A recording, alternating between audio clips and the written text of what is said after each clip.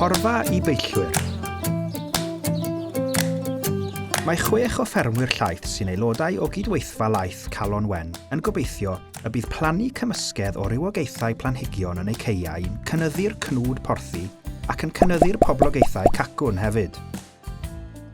Trwy weithio gyda gwahanol bartneriaid, maent yn gobeithio dangos sut mae cadwraeth y cacwn yn gallu bod yn ymarferol ac yn fuddiol i'r fferm. Ar y rhan fwyaf o ffermydd, mae'r caeau sylwair a phorfa'n cynnwys mathau o rigwellt yn bennaf gyda rhywfaint o feillion. Mae'r gwreiddiau'n gallu bod yn fyr mewn caeau fel hyn. Heb y meillion, bydd y gwreiddiau'n cyrraedd y meitholion sydd yn modfeddu uchaf yr uwchbridd yn unig.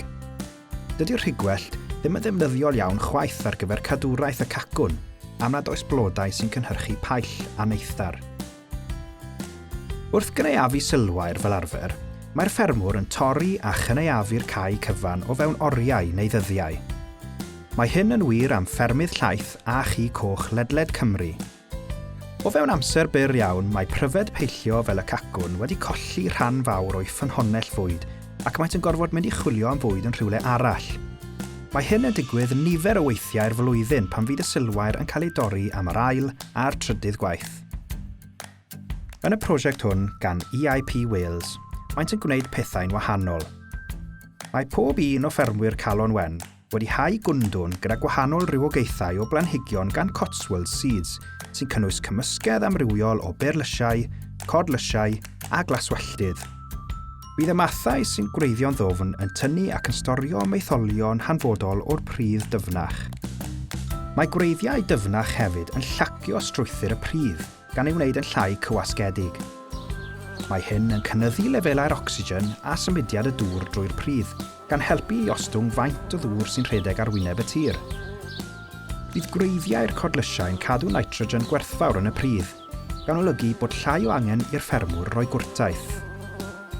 Uwchben y tir, mae'r gwyndonydd llysieuol yn darparu digonedd o fwyd i'r gwenyn, y gloenod byw a'r adar.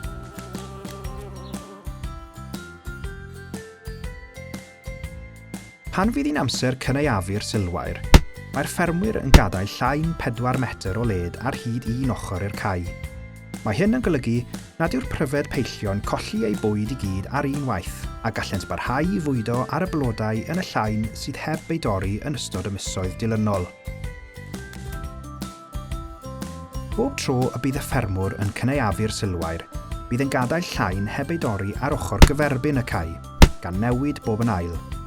Bydd y glaswellt hun yn cynnig ffibr ychwanegol gan greu diet sy'n cynnwys y cymysgedd delfrydol o feitholion, sy'n golygu nad oes angen torri gwellt.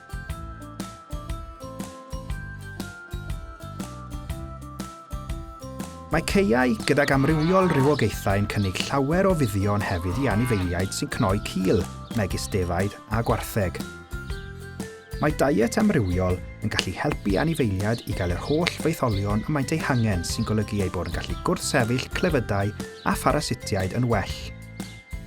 Mae'r tannin mewn perlysiau yn gallu helpu i reoli llyngyr parasitig yn naturiol, gan ostwng dibyniaeth y ffermwr ar feddyginiaeth lladd llyngyr. Mae'r prosiect yma yn dangos bod newidiadau syml i unrhyw ffermydd sydd ag anifeiliaid pori yn gallu bod yn hynod o fuddiol i boblogaethau pryfed peillio ac i'r da byw.